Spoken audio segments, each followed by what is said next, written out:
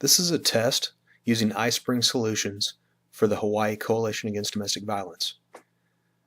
I'm basing this off of a PowerPoint that I did called The Evolution of Search, which I presented to several civic clubs in the local Southeast Missouri region.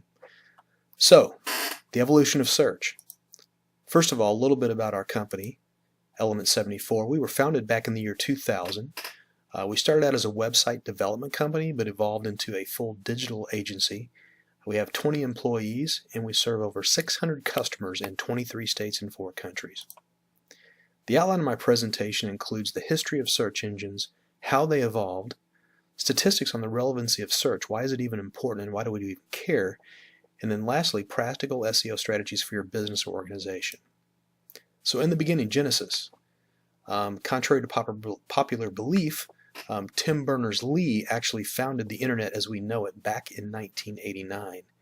And prior to 1993, the information on the World Wide Web was largely unindexed. So what does that mean? Well, probably the best quote that I've ever heard is that it's analogous to a library with books scattered all over the floor. In other words, information was completely disparate, disconnected, and really unmanageable. So, Exodus. What does that mean? Exodus was when the first search engine was created, and that was in 1993. The late 1993, there was a search engine called Archie that was developed by the University of McGill in Montreal, Canada. The second iteration of a search engine was called JumpStation, and it was actually much more sophisticated because it was the first robotic search engine to combine crawling, indexing, and searching, which is very similar to what Google does today. But in 1994, WebCrawler was the first search engine to allow searching of any word on any web page. Prior to that, searches could only be performed using file names. And of course, that spawned an entire series of search engines called Magellan, Excite, Infoseek, Lycos, Alta Vista. These were all built in the mid-90s. What happened after that was what typically happens in America. Capitalism set in, and in 1996, Netscape was the first company to really learn how to monetize the internet.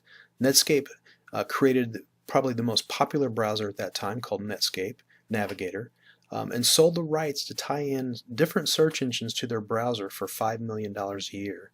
Well, the demand was so incredibly high that they actually sold those rights to 5 search engines the first year. In 1998, however, Google was a little-known startup that started selling keywords on a search engine called GoTo.com. So Google didn't even have their own search engine at the time. They were just entrepreneurs who figured out that people would pay a lot of money to basically have their keywords show up at the top of the search engine. And of course, this fueled the entire gold rush and the dot-com bubble in the mid-90s.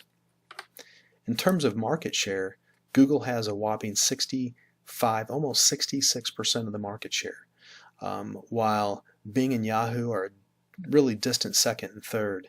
And what's interesting is this orange slice called Baidu is actually a Chinese version of Google, which occupies 8.3% of the entire global market share.